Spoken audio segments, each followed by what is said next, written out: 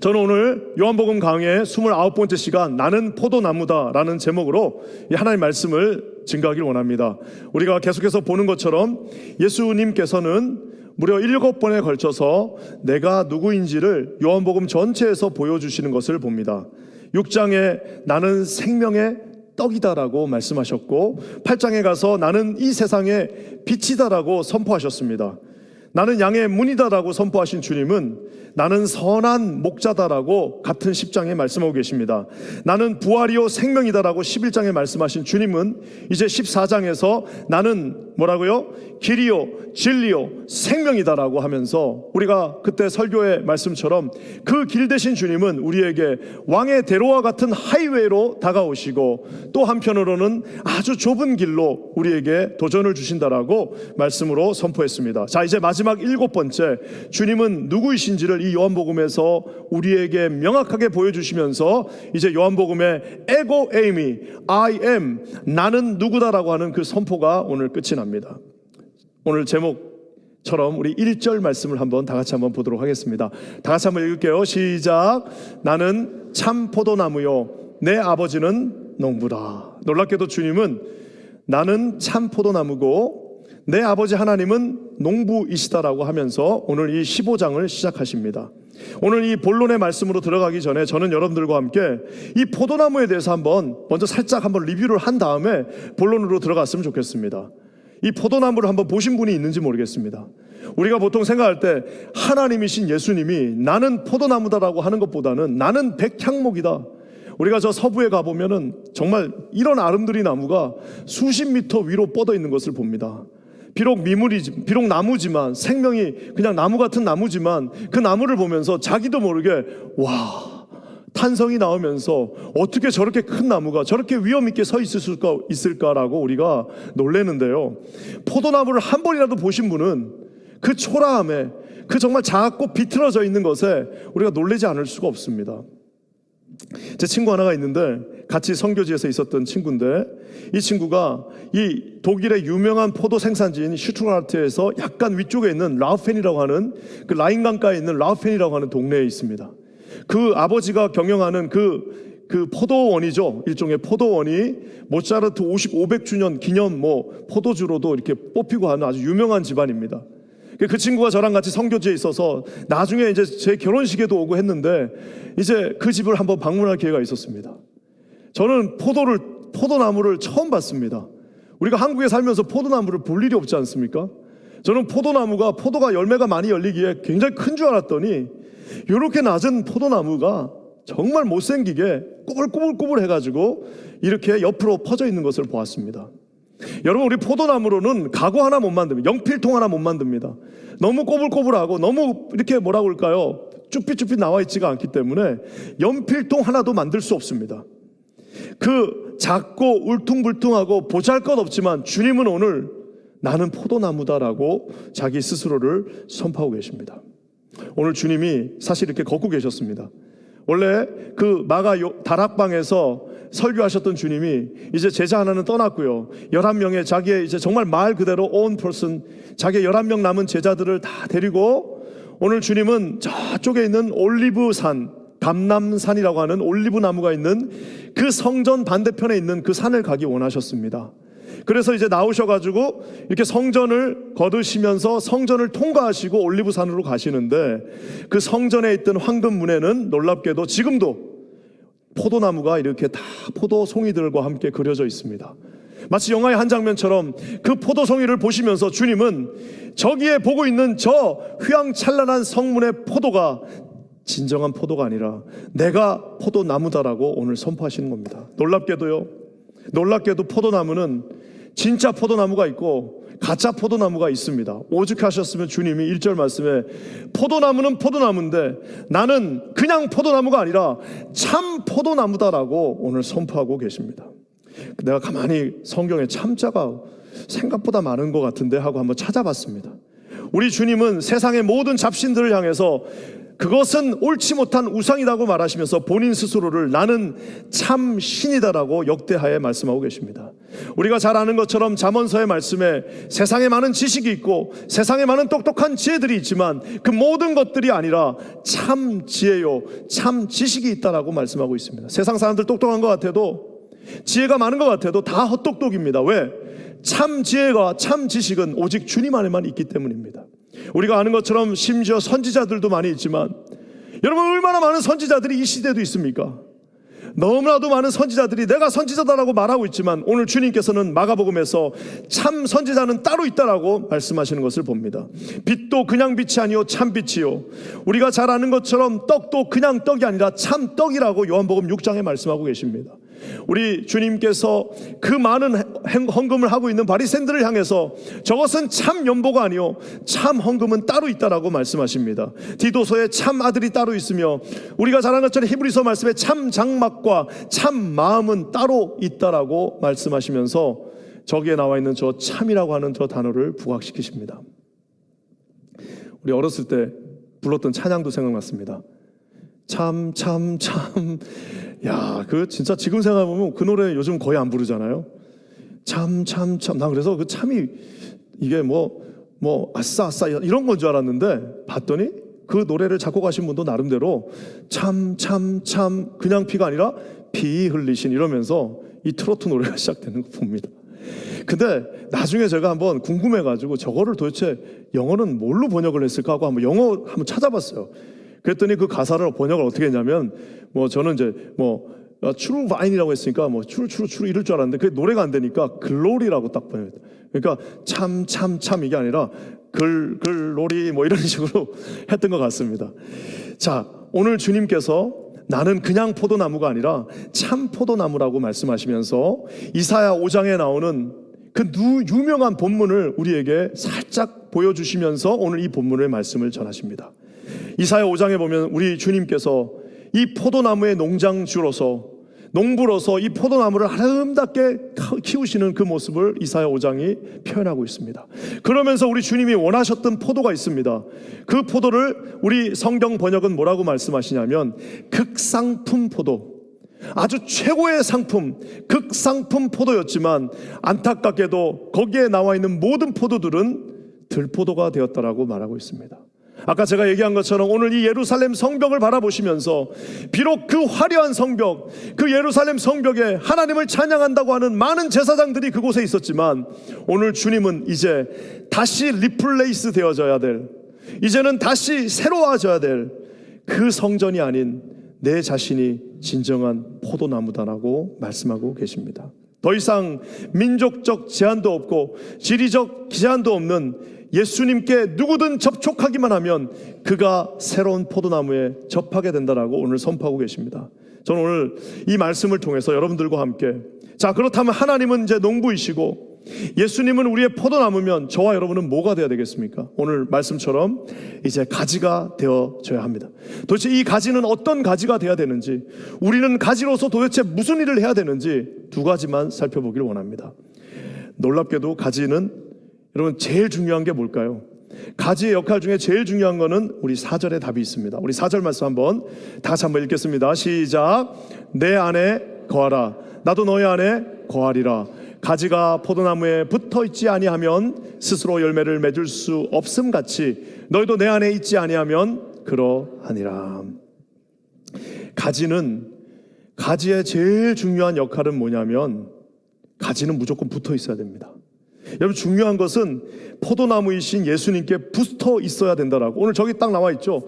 포도나무에 붙어 있지 아니하면 스스로는 절대로 열매를 맺을 수 없다라고 얘기하고 있습니다. 여러분, 이것은 사실 너무나도 놀라운 하나님의 선포이십니다. 하나님이신 우리 예수님께서 그 죄인의 덩어리인 저에 함께 거하신다라고 말씀하고 계십니다. 우리 같은 보잘것없는 죄인인 우리 존재가 예수님 안에 들어가서 함께 살고 있다라고 오늘 선포하고 계십니다.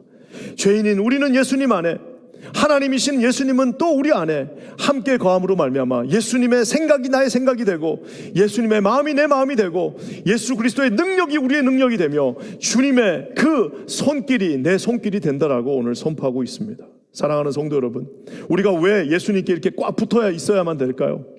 우리가 예수님께 붙어 있어야 되는 이유도 또 있습니다. 왜냐하면 아까 제가 얘기한 것처럼 아무리 화려한 가지라 하더라도 붙어 있지 않으면 결국에는 그 가지는 말라 비틀어지게 돼 있습니다. 우리가 산에 가면은, 미국에서 산에 가면은, 저도 이게 불멍 때리는 거 좋아해가지고 이렇게 나무를 이렇게 뭡니까, 이렇게 모닥불 피우면 참 좋잖아요. 그 모닥불 나무를 구할 수 있는 조건이 있습니다. 그 모닥불에 있는 그 사용되어지는 이런 나무 하나가 그 나무에 붙어 있으면 그거 미국 법에 그거 자르면 안 됩니다. 살아있기 때문에.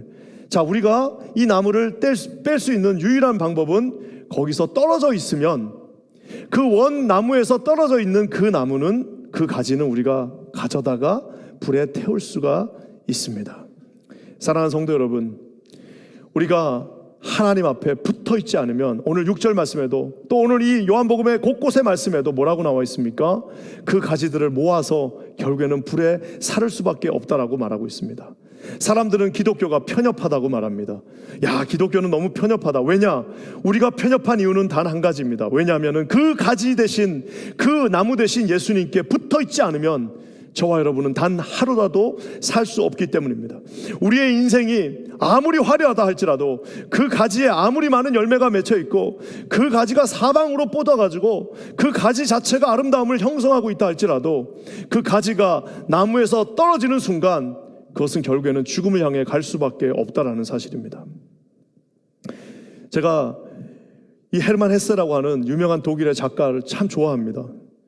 이분이 워낙 좋아했던 것 중에 하나가 나무를 좋아하셔가지고 심지어는 그분이 나무에 대한 책도 썼습니다. 헤르만 헤세와 나무라고 하는 책까지 있어요.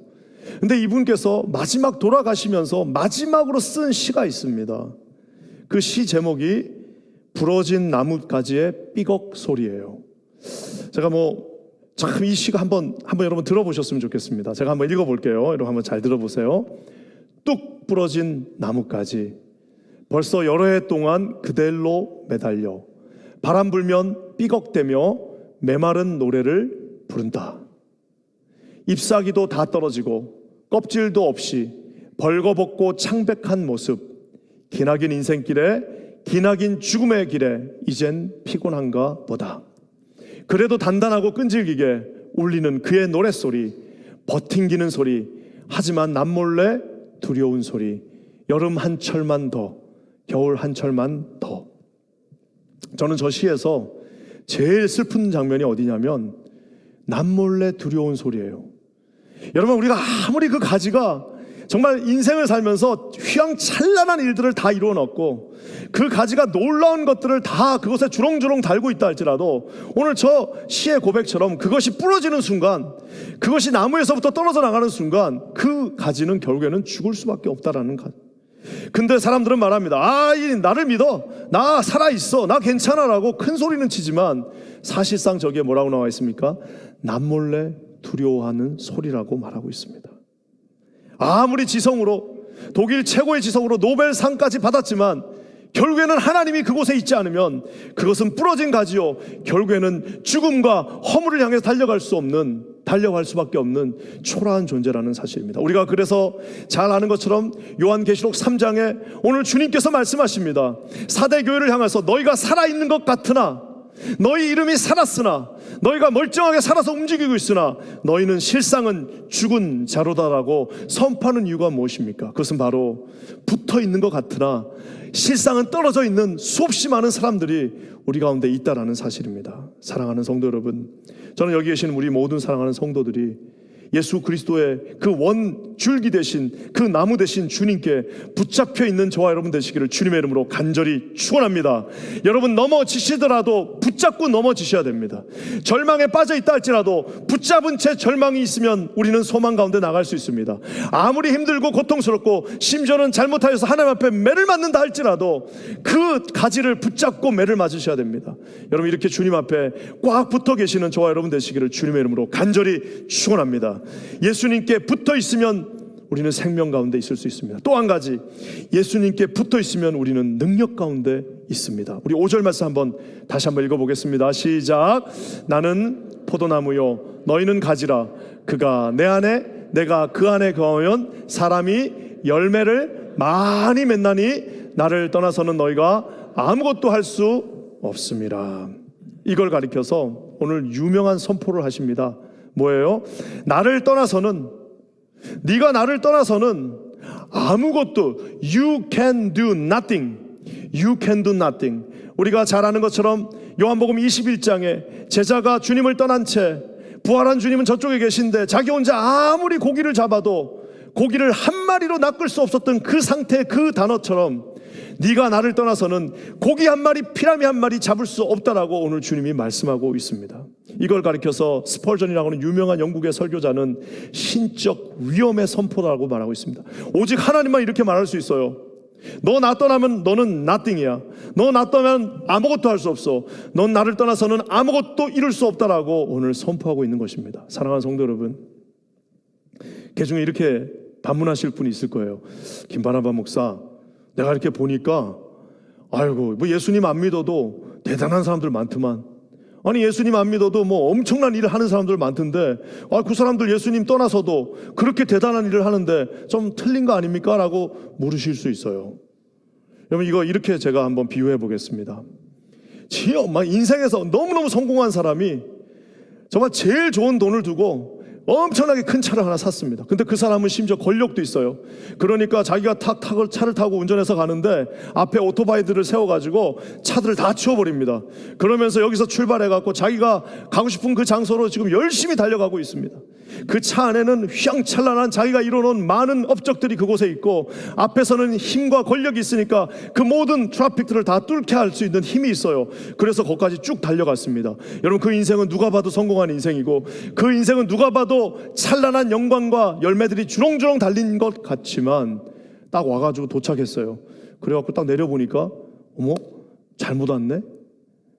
네, 다 가지고 왔지만 디렉션이 타겟이 그곳이 골이 잘못될 수 있다라는 사실입니다. 그래서 성경은 우리가 이번에 읽는 이 전도서의 말씀처럼 허무하고 허무하고 허무하고 또 허무하고 모든 것이 허무하다라고 말하고 있는 것입니다. 사랑하는 성도 여러분, 저는 우리 퀸즈하나님교회 모든 성도님들 단 한 분도 여러분 우리가 그렇게 열심히 해서 인생을 살았고 우리가 그렇게 최선을 다해서 자녀들을 키웠고 우리가 그렇게 최선을 다해서 내 삶의 자리에서 최선의 노력을 다했지만 결국에는 훗날 마지막 순간에 허무한 인생들 단 한 분도 없기를 주님의 이름으로 간절히 축원합니다.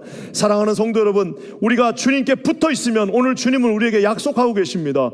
너는 아무것도 하는 수 없는 것이 아니라 붙어만 있으면 나는 너에게 많은 열매를 맺게 해주겠다라고 약속하고 있습니다. 가지에 붙어만 있으면 우리 예수님의 그 몸된 그 나무에 붙어만 있으면 주님은 우리에게 약속해 주세요. 너는 크고 놀라운 일을 하게 될 것이야. 너는 열매를 맺게 될 것이다 라고 말하고 있습니다. 제가 우리 퀸즈하나님교회 처음 부임했을 때 빌립보서 설교할 때 이 말씀을 가지고 잠깐 제가 나눴습니다. 제가 예전에 첫 딸을 낳았을 때 딸이 2살 좀 되기 전에 우리 아버지가 방문하셨습니다. 그래갖고 이제 산에 내추럴 브릿지라고 하는 그 산을 올라가는데 이제 딱 조사를 해보니까 애가 아직 어리니까 조사를 뭘 했냐면 이 케이블카가 있는 산을 골랐습니다. 그래가지고 이제 그 케이블카가 있다는 걸 딱 알고 그 산을 딱 갔더니 세상에 좀 일찍 갔더니 케이블카가 아직은 운행을 안 한다는 거예요. 아직 시즌이 아니라는 겁니다. 그래가지고 이제 우리 아버지한테 와 이거 저거 높아가지고 케이블카 없으면 좀 올라가기 힘들다고 애가 아직 어리니까 좀 힘들 것 같다고 그랬더니 이제 우리 아버지가 뭐 미국까지 와서 그래도 산 가면 좋은데 뭐 이러고 이렇게 얘기하셨어요. 그래서 나는 이제 잘 됐다 그냥 집에 가야겠다 하고 이제 내려가는데 우리 아내가 무슨 소리냐고 그거 올라가야 되지 않냐라고 해가지고 그러면 어떡합니까? 뭐 제가 업어야죠. 그래서 애를 업고 들쳐업고 2살 그때 조금 안 됐습니다. 그 아이를 들쳐업고 이제 그 내추럴 브릿지라고 하는 그 산을 올라갔습니다. 군대 제대한 이후에 정말 그렇게 이렇게 쓰러질 뻔한 경험이 처음인 것 같아요. 이렇게 하고 힘들게 정말 몇 번을 포기하려다가 결국엔 그 애를 얻고 그 산 정상에 올라갔습니다. 정상에 올라가서 애를 딱 풀어놓으니까 애가 막 아장아장 걸으면서 그 산이 좋다고 막 뛰어다닙니다. 사랑하는 성도 여러분, 이 2살도 되지 않은 어린 아이가 그 산 꼭대기 정상까지 올라갈 수 있는 방법은 하나밖에 없습니다. 자기가 아무리 2살 중에 뛰어난 2살이라 하더라도 절대로 그 산에 못 올라갑니다. 올라갈 수 있는 유일한 방법은 아버지의 등에 붙어 있어야만 올라갈 수 있다는 사실을 사랑하는 성도 여러분 반드시 기억하시기를 주님의 이름으로 간절히 축원합니다. 어떤 분이 이렇게 말하더라고요. 걷는 사람 위에 뛰는 사람, 뛰는 사람 위에 나는 사람, 나는 사람 위에 뭐라고요? 붙어 있는 사람, 나는 사람 위에 붙어 있는 사람. 우리 주님께서 날아다니십니다. 여러분 그곳에 붙어 계시는 저와 여러분 되시기를 주님의 이름으로 간절히 축원합니다. 사랑하는 성도 여러분, 우리가 주님께 붙어 있으면 주님이 원하시는 그 열매들을 맺을 수 있습니다. 안디옥 교회가, 그 작은 안디옥 교회가 놀라운 결정을 합니다. 그 교회에서 가장 영향력 있고 가장 중요하고 자기에게 가장 필요한 2사람을 뚝 떼가지고 하나님 앞에 올려드립니다. 마음껏 나가서 선교하라고 말합니다. 여러분 이것이 어떻게 가능합니까? 그들이 사람들끼리 모여갖고 회의하면 절대 그런 결과가 나올 수 없습니다. 그들이 그렇게 놀라운 하나님의 마음의 결정을 할 수 있었던 것은 그들이 하나님 앞에 붙어 있었기 때문입니다. 저는 우리 퀸즈 한인 교회가 사랑하는 여러분 모든 가정들이 여러분 수준에서 여러분의 삶을 옹탁달탁 하면서 끝내는 인생이 아니라 하나님의 붙어 있음으로 말미암아 우리 주님 앞에서 주님께서 주시는 크고 놀라운 열매들을 사모하시며 나아가시는 모든 가정들, 우리 퀸즈 한인 교회 되기를 주님의 이름으로 간절히 축원합니다. 사랑하는 성도 여러분, 저는 우리 퀸즈 한인 교회가 이 시대에 우리 하나님 앞에 붙어 있음을 확신합니다. 붙어 있기 때문에 거기에는 감동이 있고, 붙어 있기 때문에 거기에는 은혜가 있고, 붙어 있기 때문에 거기에는 이 세상 사람들을 감동시킬 수 있는 하나님의 놀라운 코드의 비밀이 있습니다. 요즘 제가 우리 퀸즈 한인 교회 주보 광고만 봐도, 난 솔직히 저는요 주보 광고만 봐도 나는 은혜가 돼요. 얼마나 하나님이 많은 일들을 하시고 계십니까? 정말 주보 광고만 읽어도 야, 우리 주님이 이 시대에 우리에게 한 번 기회를 더 주셨구나라는 생각을 할 수밖에 없습니다.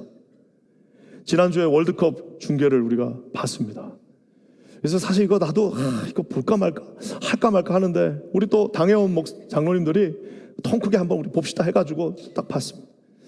그래서 봤는데 새벽에 이제 저도 축구를 좋아하니까 우리 딸들을 다 깨워가지고 새벽 4시 반에 다 깨워가지고 교회를 나왔습니다. 왜냐하면 또 이게 이 새벽 예배는 또 해야 되니까, 그래가지고 이제 애들을 다 깨워가지고 새벽에 나와가지고 예배 드리고 이제 축구를 다 봤습니다. 생각보다 많은 분들이 오셨어요. 우리 성도들은 오히려 변명 없는데 좀 처음 보는 분들 많이 봤습니다. 그래서 막 인사도 하고 어떤 분들 또 소개시켜 주셔가지고 아유 처음 교회 오셨습니다 하고 인사도 다 했어요. 그리고 이제 축구가 시작됐는데 우리 딸 하나가 없어진 거예요. 얘가 어디 갔지 하고 좀 걱정이 되니까 나갔어요. 여기로 나가가지고 요한관에 봤더니 없어요. 그래서 제 위층에 제 사무실에 갔습니다. 없어요. 그래갖고 저쪽으로 해서 베드로관 쪽으로 갔어요. 그 베드로관에 가서 이제 저기 있나 봤더니 어떤 젊은 청년 같은데 누가 하나 거기 어슬렁어슬렁 거리고 있어요. 그래서 제가 딱 봐도 우리 교인이 아니니까 뭐 도와드릴까요? 그랬더니 이분이 나한테 뭐라고 그랬냐면 아저씨 혹시 담배 한 대 피울 데 없을까요? 그러시. 그래서 제가 와 이게 진짜 내가 우리 교회 와서 들은 질문 중에 최고로 그때는 당황했는데 아마 내가 우리 딸도 안 찾고 있었으면은 내가 같이 나가가지고 아마 같이 나가고 앉아갖고 이렇게 아마 같이 좀 얘기도 했을 것 같아요. 근데 이제 딸 찾는다고 내가 이제 저기 가서 피시고요. 이렇게 들어오셔서 절로 쭉 오시면 된다라고 얘기하고 이제 저 뒤에 우리 저 놀이터 쪽 거기 소개해주고 제가 들어왔는데요. 제가 이렇게 들어와가지고 그날은 이제 뭐 너무 축구 본다고 정신이 없었는데 저녁에 이제 하루를 정리하면서 이렇게 있는데 야, 참 나름대로 큰 감동이 물려왔습니다. 그 이제 저쪽에서 인사했던 분들은 처음 교회 오신 분들이지만 그래도 아유 안녕하세요 목사님 하고 인사를 했는데 한 번도 교회 안 와봤던 사람일 거예요. 저 사람이 목사일 거라고는 상상도 못하고 있었던 그 한 사람이 교회에 들어올 수 있었습니다. 여러분 이것은 제가 볼 때는 우리 인간의 머리로는 이렇게 할 수 없는 거예요. 우리 하나님께서 해주셨음을 저는 믿습니다. 저는 기도하기는 우리 퀸즈 한인 교회가 앞으로도 세상에 걱정이 되는 것이 아니라 얼마나 많은 교회들이 세상에 걱정이 돼가지고 뉴스에 나와가지고 맨날 세상이 걱정해주는 그런 교회가 아니라 우리 세상을 감동시킬 수 있는 교회, 세상에 하나님께서 주시는 마음으로 세상을 한 번쯤 녹일 수 있는 그런 교회가 되기를 주님의 이름으로 간절히 축원합니다. 어떻게 하면 할 수 있다고요? 주님께만 붙어 있으면 그 열매를 맺을 수 있다는 사실을 반드시 기억하시기를 주님의 이름으로 간절히 축원합니다. 사랑하는 성도 여러분, 우리가 주님께 붙어 있으면 우리는 살 수 있습니다. 붙어 있으면 우리는 주님 앞에 나아갈 수 있습니다. 붙어 있는 자에게 우리 주님이 약속하십니다. 뭐라고 약속하십니까? 우리 5절 한 번 더 읽어보겠습니다. 시작. 나는 포도나무요 너희는 가지라. 그가 내 안에 내가 그 안에 거하면 사람이 열매를 많이 맺나니 나를 떠나서는 너희가 아무것도 할 수 없음이라. 열매를 맺는데요, 이 열매를 맺는 순서가 중요합니다. 우리 예수님은 내가 뭔가를 열매를 많이 맺어서 내가 너를 붙인다라고 말씀하지 않으셨습니다. 보니까 너 열매를 진짜 많이 맺었구나, 내가 너를 내 일원으로 세울게라고 말씀하지 않으셨습니다. 오늘 주님 뭐라고 말씀하셨습니까? 네가 내 안에 내가 네 안에 즉 붙어지면 그때 사람이 열매를 많이 맺는다라고 말씀하고 계십니다. 열매는 요구 조건이 아닙니다. 우리 예수님을 믿는 요구 조건이 아닙니다. 열매 맺는 사람을 찾고 있는 것이 아니라 붙어 있을 사람을 찾고 계십니다. 여러분, 열매는 요구 조건이 아니라 당연한 결과입니다. 붙어 있으면 열매가 나옵니다. 붙어 있으면 그 열매가 주렁주렁 열릴 수밖에 없다라는 겁니다. 자, 그렇다면 우리는 한번 질문할 수 있습니다. 과연 나는 주님께 붙어 있는가? 과연 나는 예수님 앞에 이렇게 찰떡같이 붙어 있는가라고 질문할 수 있습니다. 거기에 대한 답이 있습니다. 우리가 생각할 때 그 열매는 뭐 엄청난 사역을 하고 수천 명 앞에서 설교를 하고 교회 한두 개를 짓고 우리가 하나님 앞에 엄청난 일을 하는 것이 열매라고 생각하지만 주님의 두 눈에는 열매의 개념은 너무나도 단순합니다. 갈라디아서 5장 22절과 25절에 저도 좀 실천하기 어렵지만 이렇게 나와 있습니다. 한번 우리 다 같이 읽어볼까요? 시작. 오직 성령의 열매는 사랑과 희락과 화평과 오래 참음과 자비와 양성과 충성과 온유와 절제니 이 같은 것을 금지할 법이 없느니라. 그리스도 예수의 사람들은 육체와 함께 그 정욕과 탐심을 십자가에 못 박았느니라. 만일 우리가 성령으로 살면 또한 성령으로 행할지니. 놀랍게도 주님은요, 우리가 열매를 엄청난 프로덕트를 원하는 것이 아니라 우리의 캐릭터를 원하십니다. 저 25절을 그대로 바꿔버리면 이렇게도 우리가 말할 수 있어요. 만일 우리가 성령으로 살면이 아니라 예수님께 접붙임 바 되면 우리는 예수님처럼 행할 것이다 라고 우리가 바꿔서 말할 수 있습니다.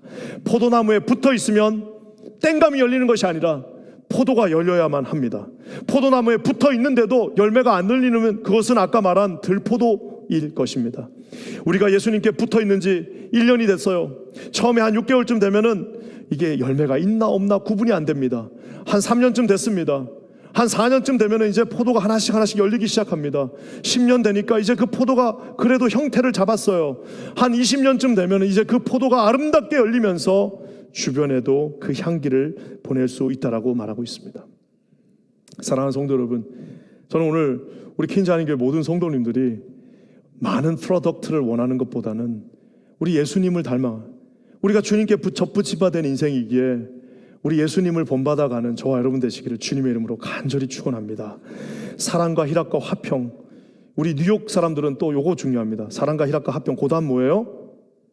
오래 참음. 우리 뉴욕 분들은 오래 참을 수가 없어요. 운전 때문에 오래 참을 수가 없습니다.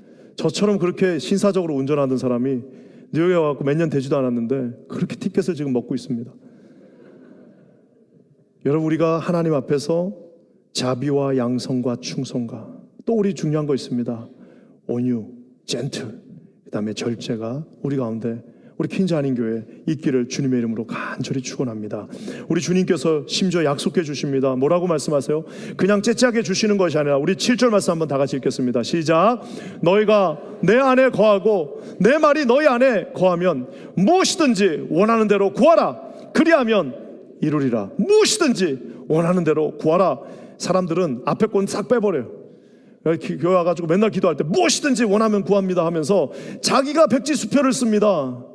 자기가 맨날 백지수표를 써요. 여러분, 저게 두 가지 전제 조건이 있습니다. 뭐예요? 첫 번째, 너희가 내 안에 거한다. 즉 붙어 있어야 합니다. 두 번째, 내 말, 하나님의 말씀이 네 안에 거해야 한다라고 말하고 있습니다.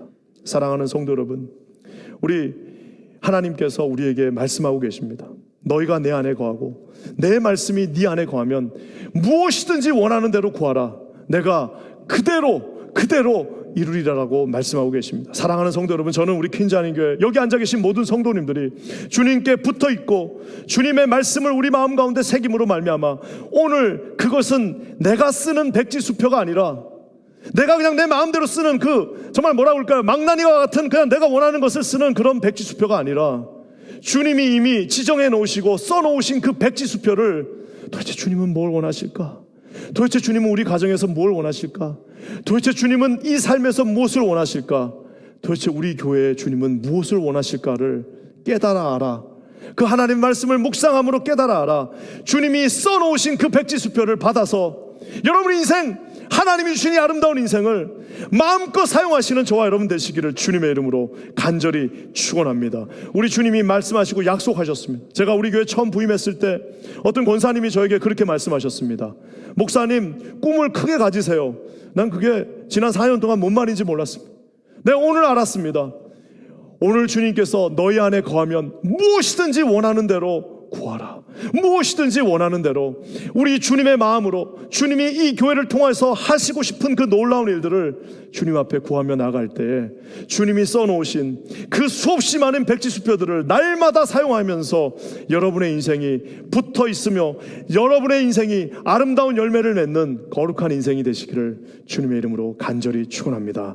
마지막에 주님이 이렇게 약속해 주십니다. 8절 말씀에 너희가 열매를 많이 맺으면 내 아버지께서 영광을 받으실 것이요 너희는 내 제자가 되리라. 우리 주님은 포도나무를 요만큼 맺으라고 절대 말씀하지 않았습니다.